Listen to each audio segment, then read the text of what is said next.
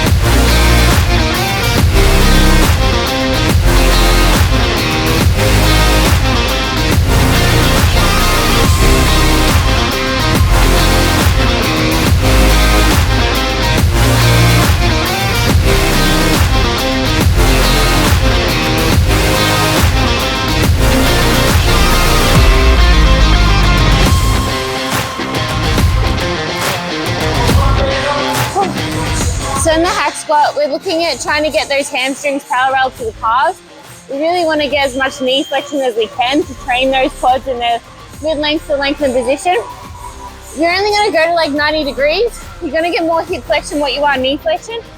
And this isn't a joke, but in all honesty, you're better off jumping on the leg press where you can overload that position a lot more because it's a lot more externally stabilized.